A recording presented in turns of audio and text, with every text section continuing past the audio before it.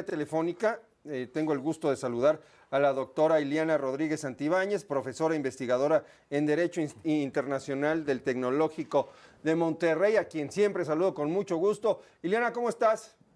Muy bien, Primitivo. Un saludo para ti, uno para nuestro entrañable Pepe Cárdenas y, por supuesto, a nuestro auditorio. Por supuesto que sí, muchas gracias por tomar la llamada y preguntarte, después de lo que ocurrió ayer con Colombia, este golpe durísimo que le da Trump al presidente Petro en términos políticos, por supuesto, ¿qué podemos esperar? ¿Qué mensaje, cómo tenemos que leer los mensajes que está lanzando la Casa Blanca y estas decisiones que está tomando Trump y que confirman las amenazas que había lanzado antes de tomar posesión?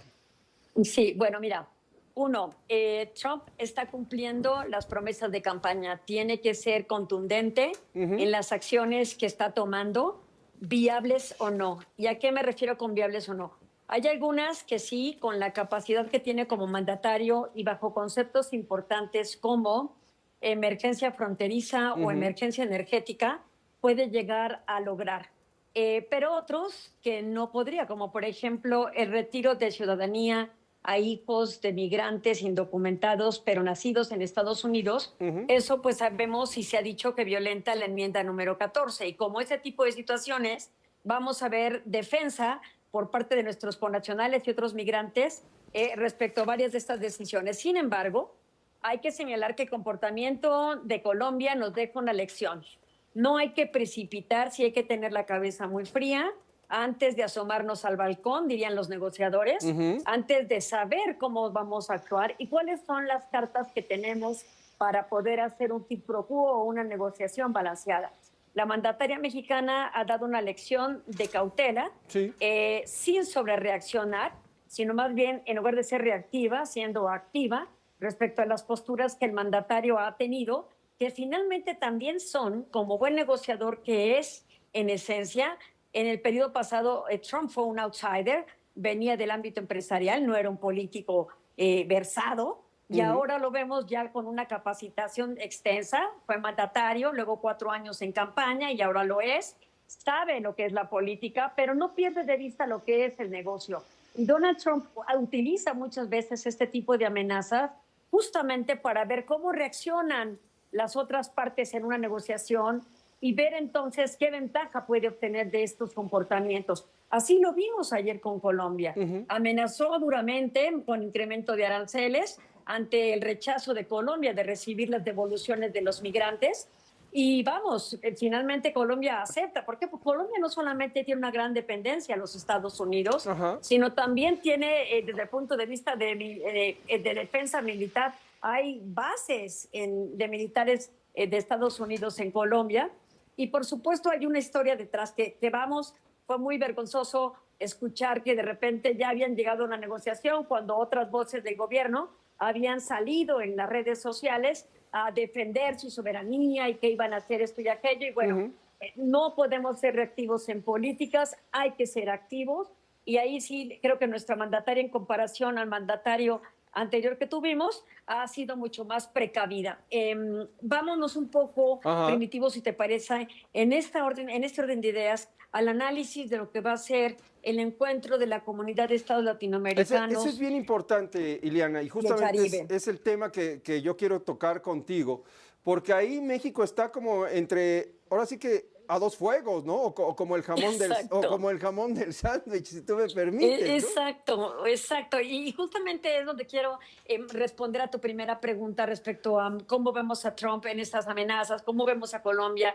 Y creo que entonces viene esta posibilidad de México para demostrar cómo, estando en la encrucijada, pueden jugar con dos fuegos que no son enemigos.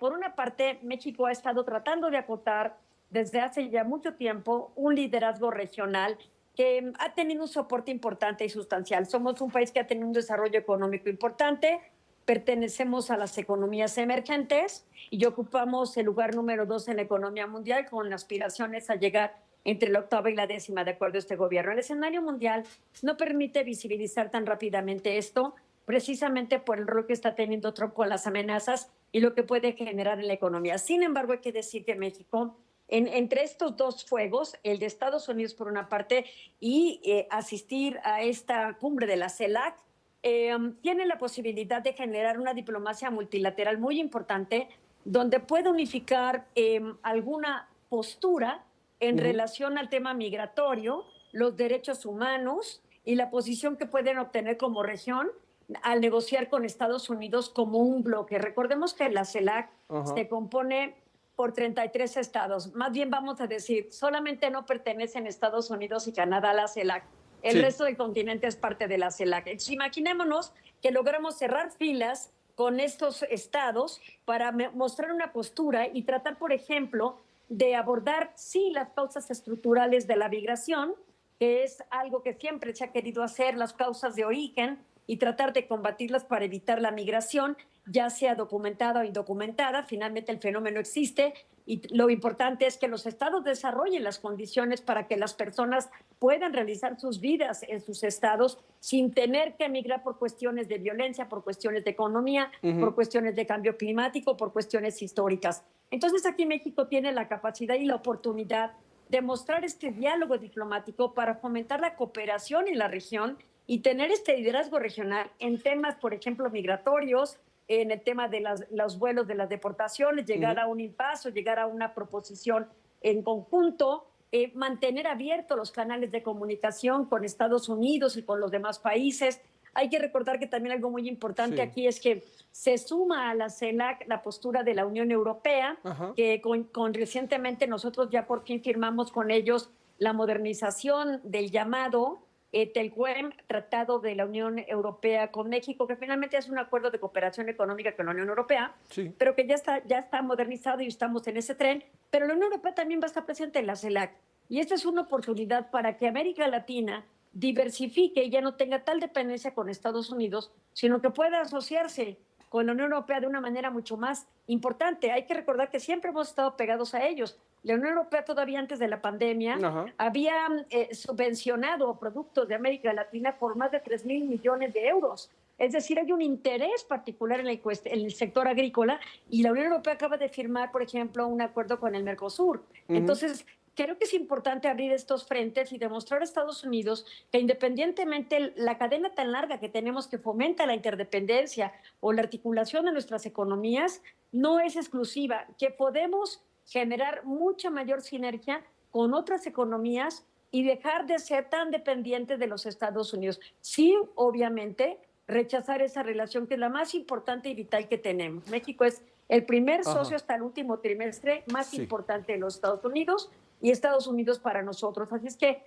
yo creo que está la oportunidad de fomentar un liderazgo regional sin dañar la relación con los Estados Unidos, pero también defendiendo la relación que tenemos con los países de América Latina y el Caribe. Ileana, rápidamente, última pregunta es, ¿cómo se puede generar esta dinámica en donde México pues mantenga, porque no puede ser de otra forma, esta relación con los Estados Unidos y gane liderazgo hacia Latinoamérica y el Caribe sin salir raspado? Es decir, ya vimos que para Trump no hay negociación exclusivamente comercial ni negociación exclusivamente en materia de migración o de cambio climático. Todo se revuelve en este tipo de relaciones. ¿Cómo hacerle para que México, quede bien, ahora sí que con Dios y con el diablo, tomando en cuenta que en CELAC de repente pues está la presión de tomar decisiones en torno a Venezuela, a Cuba, a Nicaragua, los países marcados con la letra escarlata por el gobierno de Estados Unidos? Bueno, la agenda en la CELAC fundamentalmente justamente tiene temas de derechos humanos y medio ambiente en particular. Entonces, aquí en México, bueno, pues el reto que tiene es justamente tratar de generar o tener la ventaja que tenemos como posición geográfica estratégica junto a Estados Unidos para ser un hábil negociador e interlocutor con las problemáticas que puedan impactar a América Latina. Tenemos la oportunidad de buscar alianzas con países afectados por estas políticas migratorias para poder aumentar el poder de negociación con Trump. Es decir, dar la cara por otras naciones en el sentido de negociar qué plan vamos a proponer en temas migratorios que pueda solventar la situación sin generar tantos impactos en la región. Entonces ahí nos volvemos un hábil interlocutor, repito, tratando de generar políticas migratorias a nivel continental para aumentar este poder de negociación del continente frente al propio Estados Unidos.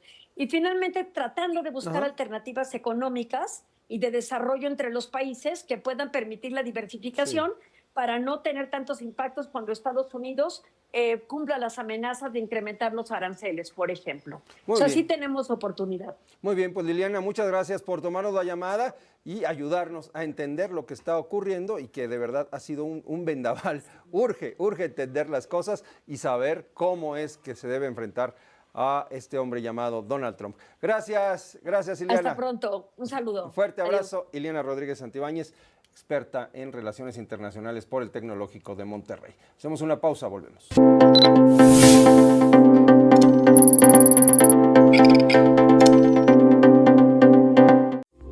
Esta fue una producción de Grupo Fórmula. Encuentra más contenido como este en radioformula.mx.